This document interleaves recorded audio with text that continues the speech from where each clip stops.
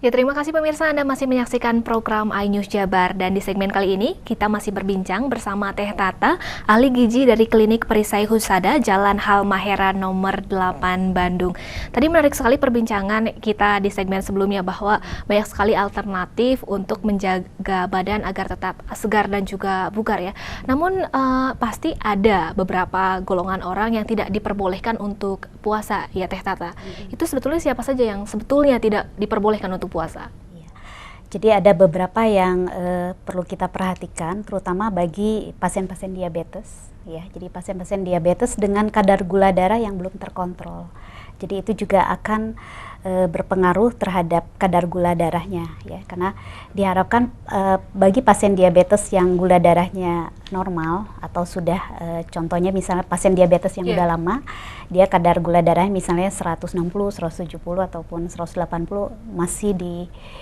masih bisa untuk puasa. Tapi kalau yang tidak terkontrol misalnya 200 atau sampai 300, itu diharapkan harus diturunkan dulu kadar gula darahnya baru boleh menjalankan puasa. Karena yang ditakutkan adalah gula darah bisa naik dan gula darah bisa terlalu turun atau namanya kondisi hipoglikemi. Iya, tapi biasanya Teh Tata, orang yang menderita diabetes seperti ini memiliki keinginan keras, contohnya ingin berpuasa. Apa yang harus dilakukan? Yang harus dilakukan adalah sebelum puasa mereka harus kontrol dulu, terutama mungkin ke dokter penyakit dalam misalnya, harus diturunkan dulu kadar glukosanya sampai normal, nanti baru boleh berpuasa dengan berkonsultasi dulu dengan ahli gizi. Jadi nanti kita akan atur pola makannya sedemikian rupa sehingga kalorinya tetap tercapai tapi dia tidak lemes gitu. Ya, itu biasanya ada beberapa hal-hal yang perlu kita perhatikan untuk ini pasien diabetes. Tidak bolehnya dalam artian berbahaya untuk penderita itu sendiri atau bagaimana Teh Tata? Yang membahayakan adalah kondisi hipoglikemi ya, di mana gula darah itu sangat turun dari kadar normal, jauh dari kadar normalnya, sehingga bisa menyebabkan namanya koma diabetik dan lain-lain ya. Jadi cukup berbahaya sih sebenarnya kalau gula darahnya tidak terkontrol. Terus satu lagi bagi pasien-pasien yang gagal ginjal, itu juga biasanya kita tidak perbolehkan dengan beberapa ketentuan. Biasanya dokter penyakit dalam yang yang memastikan bahwa pasien ini boleh puasa atau tidak, rata-rata dengan kadar kreatinin ataupun kreatinin yang tinggi atau kadar urium yang tinggi ya. Karena kita tahu bahwa pasien dengan gagal ginjal itu kadar airnya itu harus seimbang dalam 24 jam dan masukan nutrisinya juga harus baik.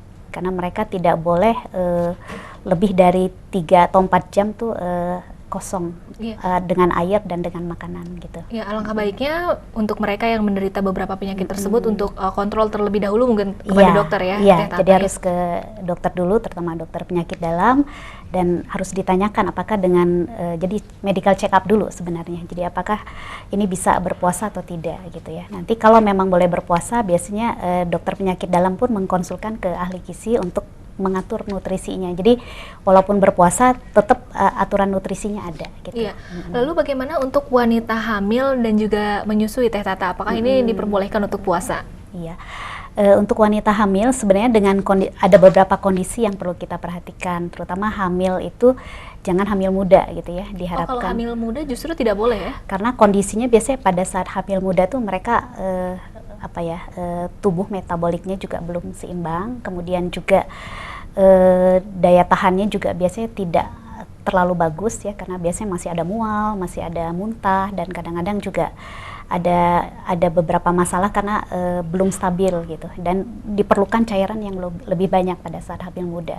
Biasanya kita sarankan untuk yang bisa berpuasa adalah setelah lewat 3 bulan. Setelah lewat 3 bulan, itu ada batasannya mungkin sampai usia berapa kandungannya? Mungkin sampai 9 atau di bawahnya? Diharapkan sih sebelum waktu melahirkan sih masih bisa sih. Masih bisa ya, jika memang mampu melakukannya. Jika mampu, dan itu juga tidak diwajibkan kelihatannya, jadi tergantung kemampuannya. Jadi ada setiap orang tuh kondisinya kan berbeda-beda. Ada hamil dengan kondisi yang cukup fit, ada yang hamil tidak terlalu fit gitu. Jadi tergantung kondisinya, dan balik lagi harus ke dokter kandungan untuk memastikan apakah boleh puasa atau tidak. Iya. Tadi terakhir untuk wanita yang sedang menyusui ini bagaimana Teh Tata? Iya. Kalau untuk menyusui sih sebenarnya yang paling penting sih memang untuk menyusui di awal-awal biasanya tidak kita sarankan ya, terutama mungkin untuk menyusui kalau bayinya belum memakan makanan yang di luar dari air susu ASI. ibu. Iya, jadi diharapkan kalau saya sih sebagai ahli gizi menyarankan setelah 6 bulan ya, setelah bayi itu udah bisa makanan PASI. Ya, jadi selama ASI eksklusif yang masih umur 1 bulan sampai 6 bulan sih saya sarankan sebaiknya tidak berpuasa, karena kan itu butuh air, butuh nutrisi, butuh makanan yang karena hanya makan dari ibunya kan ya. Tapi kalau dia udah mendapatkan makanan di luar dari ASI itu boleh, masih bisa disarankan. Jadi pola menyusuinya bisa diatur gitu. Jadi menyusuinya lebih banyak pada saat berbuka dan mau menjelang sahur. Kemudian pada saat setelah sahur kan dia bisa makan di luar dari makanan ASI tersebut. Iya, baik Teh Tata. Berbincang mengenai pola makanan antara buah-buahan dan juga sayuran. Ini bagaimana? Mungkin nanti Teh Tata bisa menjelaskan. Namun di segmen ini kita harus break terlebih dahulu. Kita akan melanjutkan perbincangan di segmen selanjutnya. Ya. Ya pemirsa, jangan kemana-mana karena kami akan kembali setelah commercial break berikut ini.